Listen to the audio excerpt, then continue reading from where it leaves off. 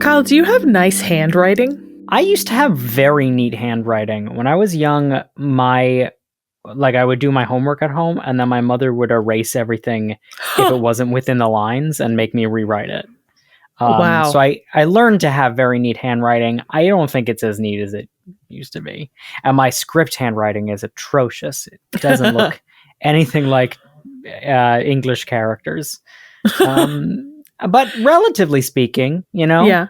Was it just completely forced upon you to have good handwriting, or did it matter to you for it to be neat? It never mattered to me ever until I as an adult, and now I'm like, well, at least I learned what I learned, when I'm writing my manifestos, at least they're not going to be like, and look at his handwriting. We can't read what he's saying. We can't have his truths imparted to us. Yeah. Welcome to Butter No Parsnips. Every week on Butter No Parsnips, your hosts Emily Moyers and Kyle Imperatore take you on an adventure through the weird, wacky, wonderful, and sometimes even wicked world of one wayside word. Strange characters, delightful bits, and general joyousness abound. Join them as they test each other's etymological expertise.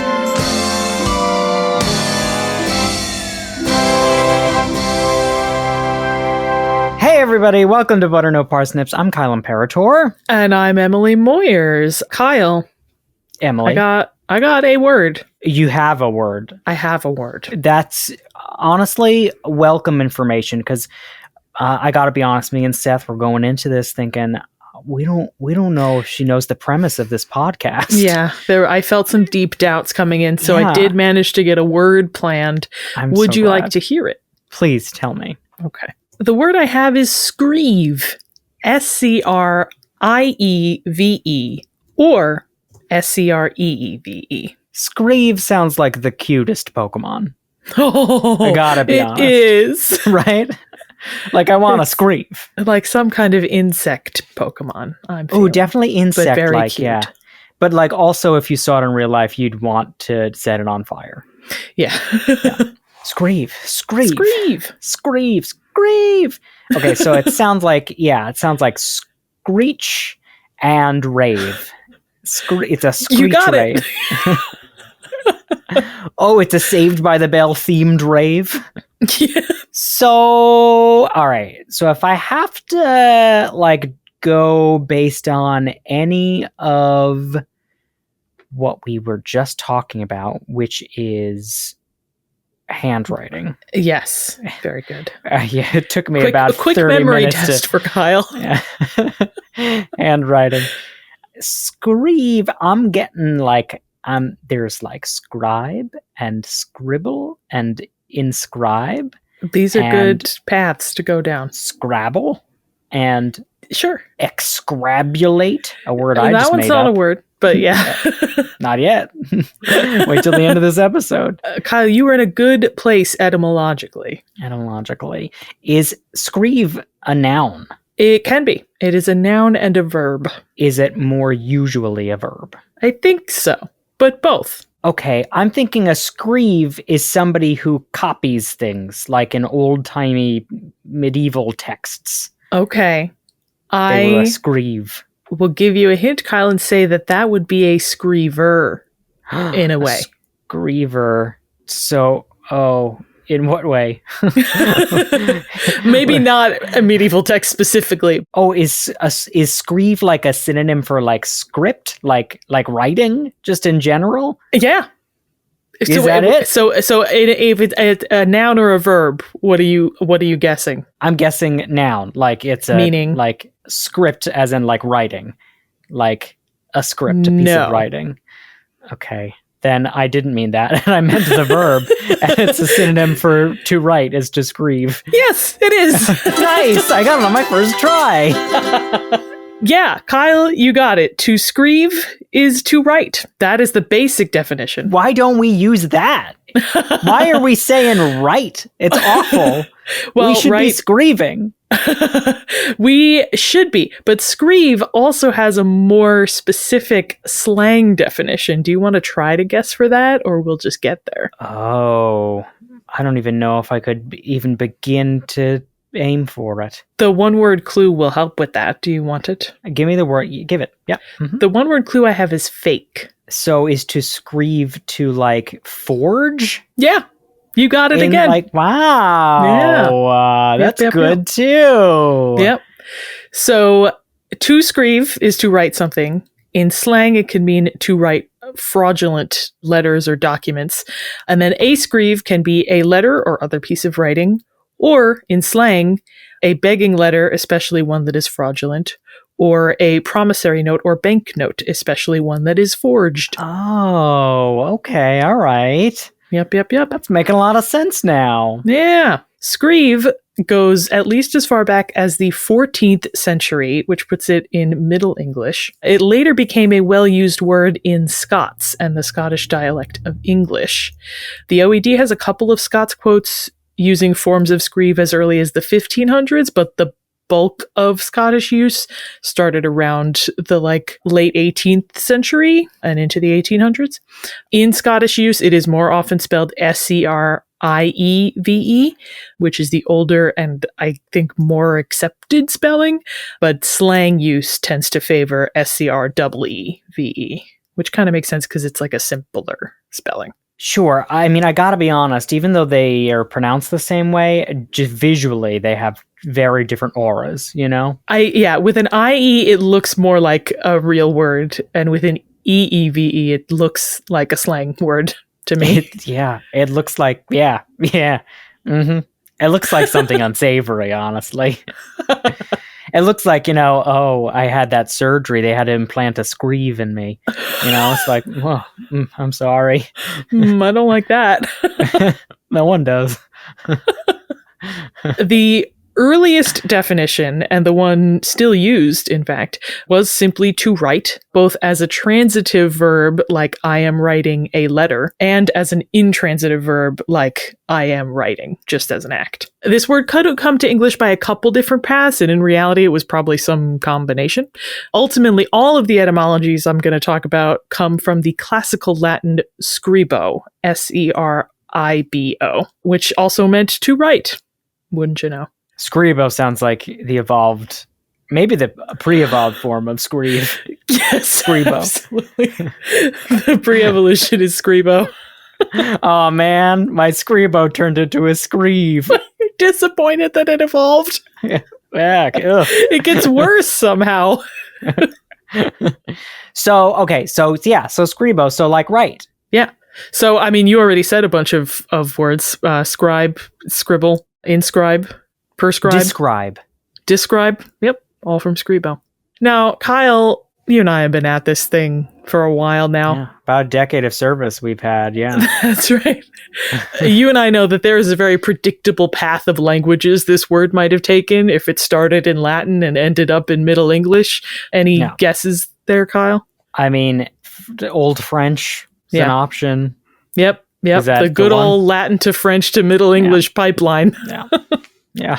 And that is certainly the path of the more recognizable English word scribe. That came through French. As for the predecessor to Scrieve, the OED points to the Middle French stem escrive, found in certain conjugations of the verb escrire, meaning to write. Other Romance languages might have contributed as well. Green's Dictionary of Slang points to the Latin scrivere, also meaning to write. And both Green and the OED mention Scrieve might have been influenced by the classical Latin directly. There just might not have been a middleman there. But here's the thing about classical Latin. That was the language of the Romans, and at one point or another, the Romans were everywhere. New York, as we discovered on a recent episode. The Romans take New York. No, but certainly all over Europe and beyond. So not only have words descended into Latin's child languages, like French and Italian, they've also been borrowed into languages with which Latin came into contact. Any guesses on those, Kyle? So I'm guessing what languages... We started in Latin, and we ended up with a word used in English and Scots. Mm-hmm. Any languages we might have hit along the way?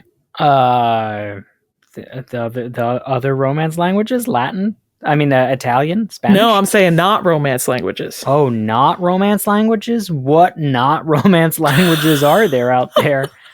Well, what from what language family is English? Oh, Germanic. Yes. Like Scribo. Deutsch. Sure. You just wanted to you name want one? Me to continue? I didn't know. You sounded like you wanted to list. I mean, yeah. You just like saying Deutsch, huh? Yeah, Deutsch, German, Dutch, yeah, other ones, Icelandic, maybe. Yeah, actually, yes. Okay. Scribo came to Proto-Germanic as scribana, which has descendants in many, many Germanic languages. Oftentimes with those like old Germanic words, there's like nearly equivalent words in like dozens of languages across Europe. Proto-Germanic, I'm starting to notice a pattern with Proto-Germanic words that they all end in ana, A-N-A, and they all sound like they could be bad fantasy romance names, you know? Scribana. Oh no. The evil witch Scribana. Scribana. Yeah. Well, Proto-Germanic is another one of those reconstructed languages, so none of these words are real. These are words that linguists made up. I know. That's what makes it sound like even less real. That it's like, I don't know. You kind of were just like doing this off the cuff, huh? It's just very... scribe? It must have come from scribana. Oh, yeah, absolutely. A lot of linguistic jazz happening here. Yeah. The OED speculates that the Scots Scrieve might be linked to words in Scandinavian languages like the Icelandic skriva or the Dutch schrijven. Schrijven. I hope I'm pronouncing that right. Gaston Doran, feel free to correct me. Like Liev Schreiber? Liev Schrijven. Schrijven. Scribo came to Old Irish as scributh. Hope I'm saying that right. I really try. I just want everyone to know that I do really try. It doesn't look like it. It was the pregnant pause after that was like, wow. As someone who is so unsure of the words that just came out of their mouth. Well, just, hey, I'm not Irish. But that word has descendants in Irish Manx and Scottish Gaelic, but probably did not influence Scribe. But it's all in the same area, in the same language pot. All these words are mixed together, Yeah. I would also like to establish, while we're talking about the etymologies and definitions, just as an aside here, there are a bunch of other definitions and uses for the word Scrieve. So many. Some are related to what we're talking about today. Some are completely unrelated. For the sake of giving this episode shape, rather than making it a scatterbrained mess, we're going to sort of narrow the lens. Sure, yeah. But I do, for people listening that maybe you're Scottish and you know that this word means other things. I know too. We're just not talking about them. I know too, all right? You think you know more than me? I know everything. I know everything. Couldn't you tell from all of that pronunciation I just did? No, I'm glad you're making note of that, Emily, because sometimes I feel like, you can't fit everything into the episode. We can't. We would love to, but these episodes would be 3 hours long. Exactly. But we know that we're missing out. Yes, absolutely. Yeah. But we're talking about this particular area about writing. So again, the most general sense of the word to scrieve, historically it meant to write. There have been a few different narrowings of that over time, including to engrave or inscribe, or to describe in writing. Both words connected to scribo that we just mentioned. Wow, yeah. In Scottish use, it often meant to write easily and copiously. I have a quote from Scottish author Robert Louis Stevenson. In a letter written in 1890, Stevenson talks about feeling tired from all the writing he's done lately. Show off. And he says, quote, certainly 50 pages of solid scriving inside a fortnight, but I was at it by 7 a.m. till lunch and from 2 till 4 or 5 every day. What a jerk. Right? He thinks he can get away with just bragging about this stuff. Just churning it out, huh? Doesn't come so easily to some of us, all right, dude? Just because we don't have a family of Robinsons in our head. I don't think that's who wrote that. What? Yeah, was Family Robinson? Jonathan David Weiss? What did Robert Louis Stevenson write? It's a good question, Kyle. What did Robert Louis Stevenson write? I was going to ask you that, that's and a then I question cut for it out me. because I thought it was obvious. Oh. Was he the one who wrote Treasure Island? Yes, he was the one that wrote Treasure okay. Island, All and right. he wrote another one. Oh, Dr. Jekyll and Mr. Hyde. You got it. Wow. Those were his two most famous ones. But he wrote a bunch of other stuff. I'm glad I got those. Whew. It's Yes. like, I could have lost all my cred. Yes. Kyle, within Scrieve's Scottish use, it formed into a noun as well as a verb. And again, there is a very general definition and more specific ones that formed over time. The noun use goes back to the 1500s, but it is defined very cleanly and simply in John Jameson's 1808 Etymological Dictionary of the Scottish Language. It says, quote, "Scrieve, anything written. A lang scrieve, a long letter or writing." I'm sorry, a lang scrieve? Lang is like the Scottish dialect word for long. Oh, okay. Oh, that's lang. Fun. Lang. You know? Lang. So that's the broadest one. Anything written. That is quite broad, honestly. Yeah. Yep. But makes it, more useful, I guess. For sure. Very versatile word. Scrieve had sometimes referred to specific kinds of writing, like letters or documents, often.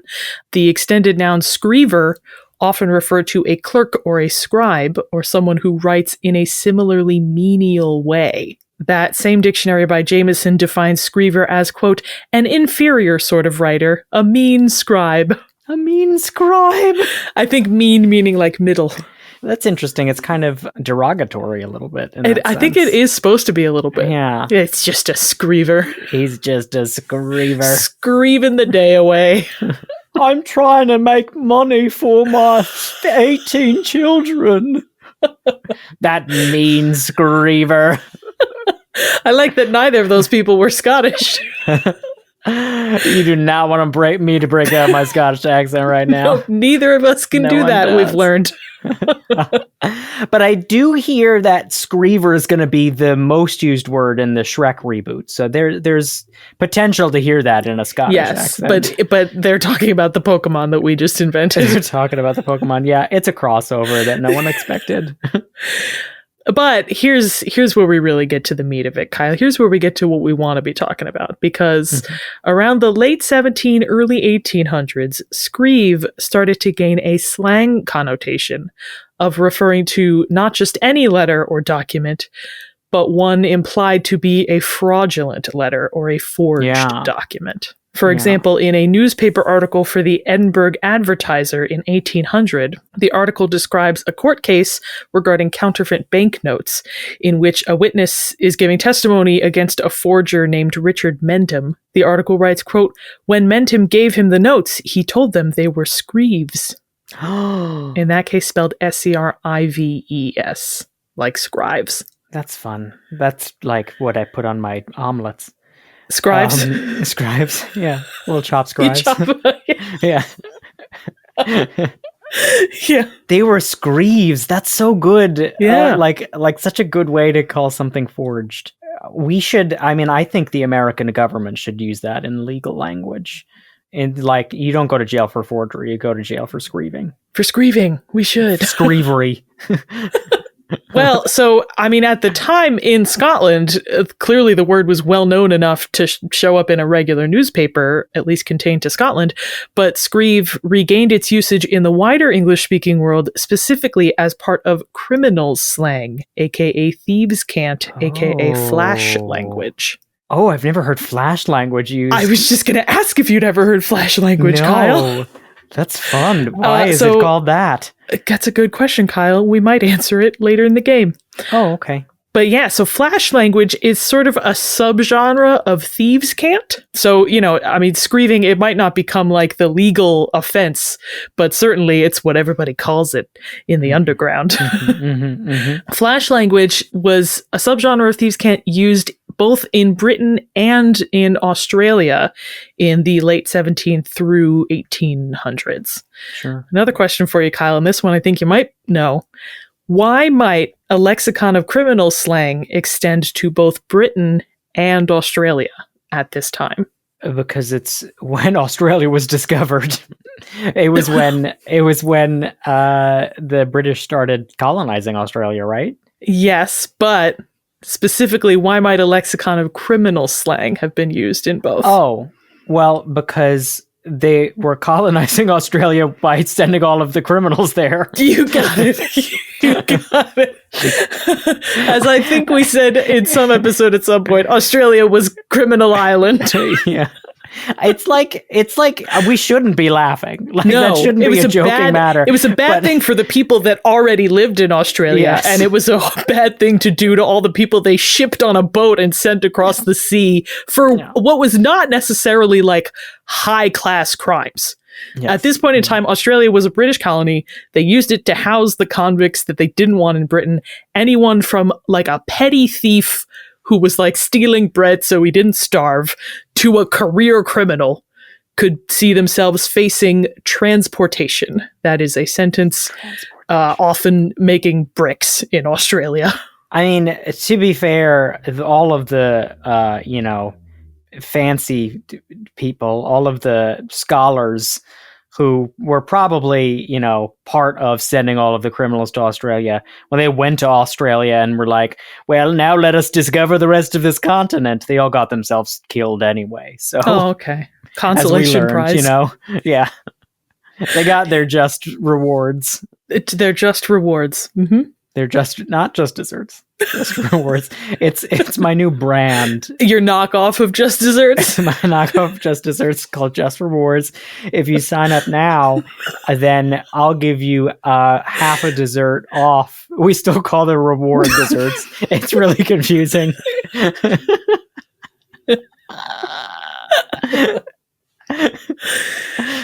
Yeah, Kyle. So flash language was the lexicon that initially formed in the criminal underground in Britain, mostly in London, and then grew and evolved among the convicts doing time in Australia. So also kind of became Australian slang because of that transportation. The first and best resource we have on this lexicon, straight from one who lived the life, was James Hardy Vaux's, V-A-U-X, Vocabulary of the Flash Language. Vaux was most certainly a career criminal. Over the course of his life, he was transported to Australia on 3 separate occasions. In 1812, he wrote his personal memoirs, which included a dictionary of the terms of his trade. That is an impressive thing to do, It is. To be like, you know what?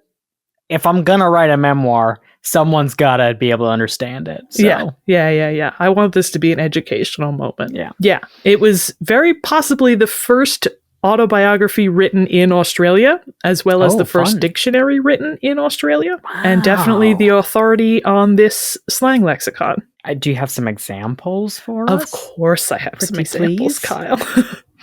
So in his vocabulary, Vaux defines a scrieve as a letter or written paper, but he also includes scrieve in his explanation of the word fake. Vaux writes that fake has various uses. He provides numerous examples to illustrate, and he says, among other things, faking is, quote, fabricating anything, as to fake your pin is to create a sore leg in hopes to obtain a discharge from the army or navy. To fake a scrieve is to write any letter or other paper.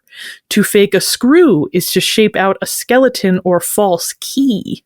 Fake a screw. That one's good. Yeah. Yes. Fake a screw. And then to fake a scrieve, he just writes to write any letter or other paper. Lexicographers generally extrapolate that he means a fraudulent letter. It's sort of implied because you're faking it. Funnily enough, a little further down, Scrieve also defines the noun a fakement, as in M-E-N-T. Basically, the thing that you faked is a fakement. And he doesn't use this phrase in his dictionary, but loads of other sources cite the phrase to scrieve a fakement, which is hilarious because it's like the same meaning in either direction, to fake a scrieve or to scrieve a fakement. It just works both ways. Yeah, that's really good. Yeah. It was just a fakement of your imagination. It was. Fakement's good because M-E-N-T, that is like something that's made, I assume, is the etymology of that. So that's like just like really resourceful word building. Yeah, listen, don't let anybody tell you slang isn't creative linguistically. I mean, I've had lines of people telling me that recently, so I'm really glad that I now have the authority to tell them that Kyle. That is not true. But Kyle, the last thing I want to talk about before we close out is what exactly are we faking? What are we screeving? What fakements are we menting? Licenses, I assume, to get in the club. You know? Kyle's trying to be hip with the kids. It is not working. In the quote about Richard Mentham that I read above, they were speaking about counterfeit banknotes, and that is a frequent use case for this word. Scrieve was defined in 1824 by John B., a slang lexicographer who we looked at before in the context of hunting jargon. See episode 12, Tantivy. B's dictionary was originally just called slang, followed by a truly insane run-on sentence of a subtitle. The second edition was called Sportsman's Slang, followed by the same subtitle. But it did include criminals' slang within it. It wasn't just hunting.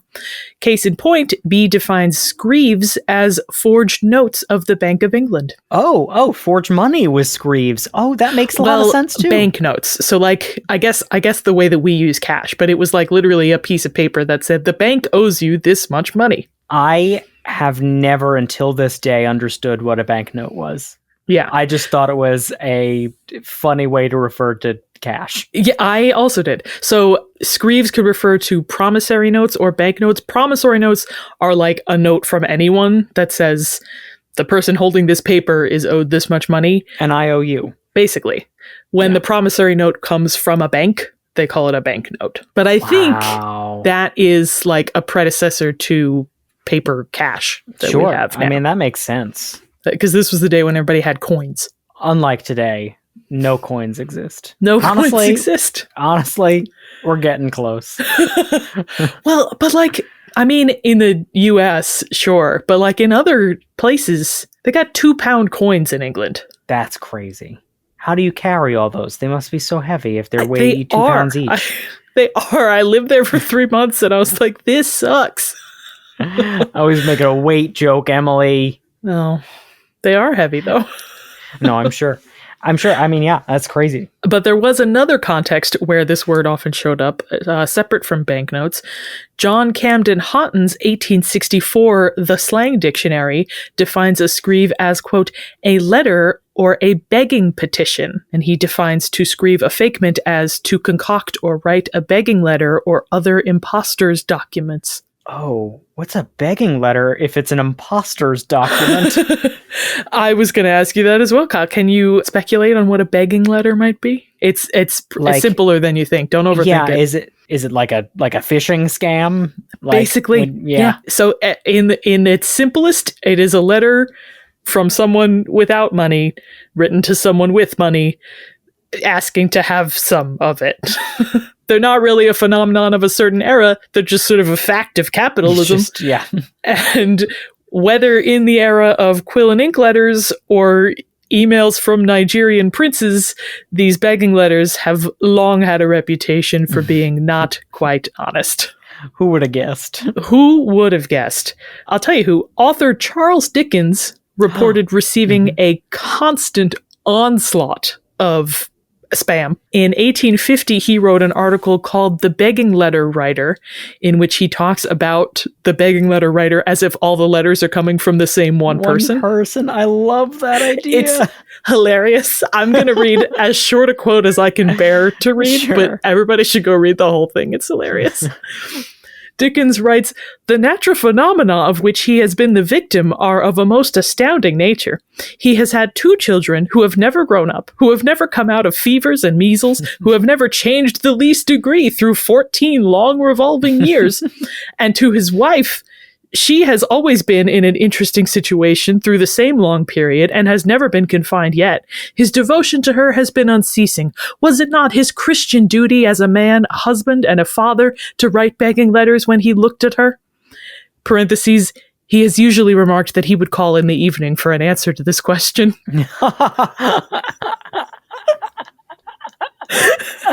Consistent chap. Look at my poor family. I'll come by later so we can talk about it. You can see how poor we are. And then pull out your checkbook. Was Charles Dickens known to be a particularly wealthy person? I mean, I know he was well known through his writing, but yeah, I guess maybe because he wrote about the wealth gap a lot, people thought, oh, he'll care. Yeah. He's an easy mark. That's so funny. And he was not alone in his dislike for these letters. An 1888 article in the British newspaper The Hampshire Telegraph makes a similar complaint, but refers to these begging letter writers as Screevers. Screevers. The article talks about the sort of like industry around these letters, that in fact they could be commissioned from people who were skilled in writing them. Yes, and other 19th century texts talk about that as well. This was like a type of specialized criminal, someone who was good at writing convincing begging letters. The Telegraph writes that they are, quote, paid sometimes by the piece and sometimes by the commission for the fraudulent documents which they concoct. Thus, in the first case, a friendly screeve may be had for 6pence, a long one for 9pence, and a petition for £1. A petition being like a more officious-looking begging letter. Sure, yeah. Wow, I mean, listen, you got to make money any way you can, you know? Yeah, and they go on to talk about, like, if you want them to forge signatures on them, it costs even more. And if you want them to forge good signatures on them, it costs even more. I wish that we had businesses today that charged more to have the actual thing done right. You can have it really bad, or you could just pay $3 more to have it done the right way. I mean, I guess, like, they don't advertise it, but you can kind of suss out. Sure. You know? Yeah.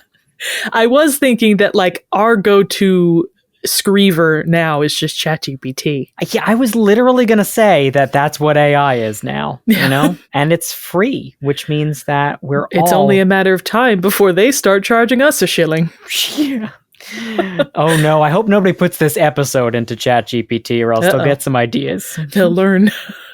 Speaking of the modern day, Kyle, if you come across the word Scrieve now, firstly, under the definitions we talked about earlier, you're most likely to hear it in Scotland. The criminal definitions are not as common today, but also I'm not often in criminal circles, so I don't know, I guess. But you are. Well, just not that often. I'm going to admit publicly, Kyle. I don't want to be transported to Australia. Of course, no one does. I want to go there by choice, where it's nice. You're most likely to hear it with the broader meaning to write. Maybe if someone is writing playfully, they might lean into one of those older connotations, like to write copiously or to write fraudulently. You, Kyle, would certainly be within your rights to do any one of those when you use Scrieve in a sentence right now. Using Scrieve in a sentence. Scrieve in a sentence. This is easy for me. It's a usable word. Someone who has scrieved in the past, I can easily use this word in a sentence. When I was in high school, my capability to handily get through an essay or two lent itself to me being a screever for people who didn't want to do the work themselves. Kyle was a high school criminal. What are you going to do? Take my diploma away? No, but if you start naming names, they'll take theirs. I didn't get paid for it, if that makes it better. It makes it better, like, it just legally, makes you but a worse sucker. for me, yeah. Kyle, great sentence. Let's play a game. Please.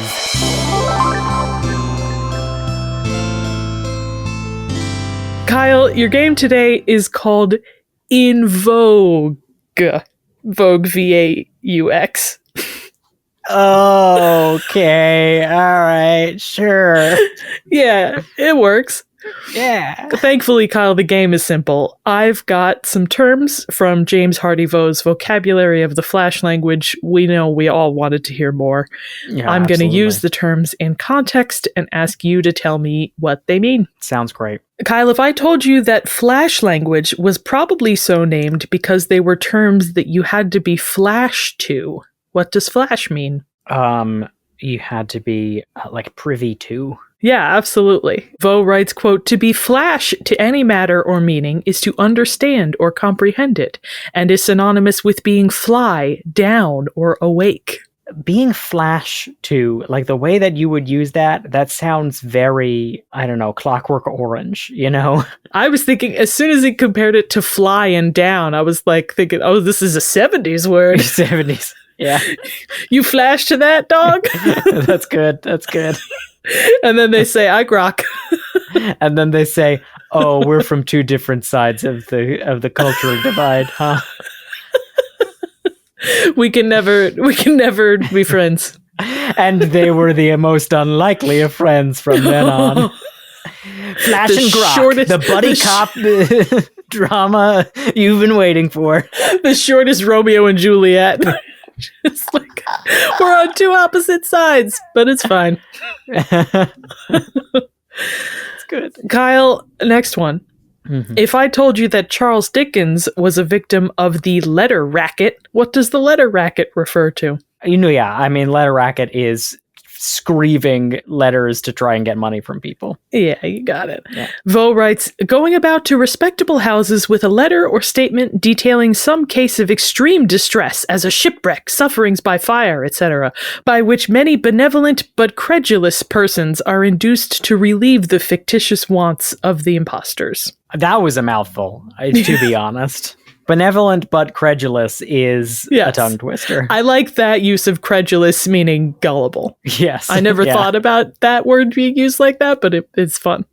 Yeah. Kyle, if I told you that James Hardy Vo was a successful pickpocket for several years until he was bowled out, what does bowled out mean? Bowled out. Does that mean like ratted on? Bowled out? No. Caught by the cops. Yeah, you got it. Vo writes, a man who has followed the profession of thieving for some time, when he is ultimately taken, tried, and convicted, is said to be bowled out at last. Bowl, like B-O-W-L? B-O-W-L. Oh, interesting. Bowled out. All right, Kyle, this one is a good one. If I told you that Richard Mentham, after passing off counterfeit banknotes, was nuts upon himself, what does it mean to be nuts upon yourself? Nuts upon yourself? Yep. I have no clue. It means so many things. It means don't have an allergy. It means nuts upon yourself. Yeah. It like nervous about being caught? No. I'm reading too much into it, aren't I? Think about it going well instead of it going poorly. Oh, was really happy with, really pleased. Yeah, basically. Vo writes, a man who is much gratified with any bargain he has made, narrow escape he has had, or other event in which he is interested, will express his self-satisfaction or gladness by declaring that he is or was quite nuts upon himself. I love this so much. I love this so much because based on this definition, it can only be used in like unsavory terms, but that makes it all the more endearing, you know? It's sure. Like, what are you getting up to, you rascal? You're all nuts upon yourself, you know? Nuts upon yourself. Yeah, absolutely. I love that. It's good. Kyle, the last one I have, if I told you that you and I had just finished another podcast episode in Twig, what does in Twig mean? Together? In Twig? No, but that's good. Wow, that is right? good. Like on a twig? Yeah. In Twig. Oh, I don't know. Vo writes, anything accomplished cleverly or as it should be is said to be done in twig, or in good twig, or in prime twig. A person well dressed is said to be in twig. So I think we did it. We did this episode cleverly, as it should be, and well dressed. And fashionable. Kyle, that's what I got on Scrieve and Flash language. Emily, you, of all people, should be nuts upon yourself right about now.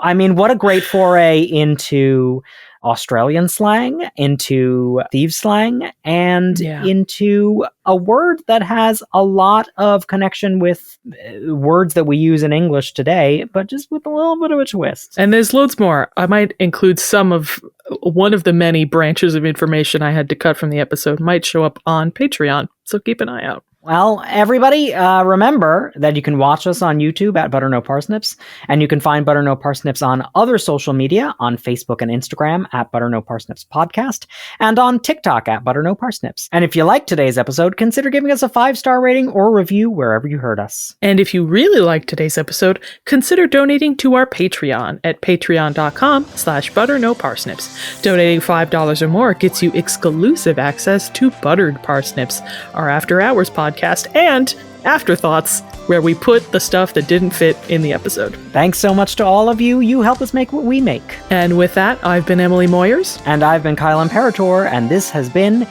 Butter No Parsnips.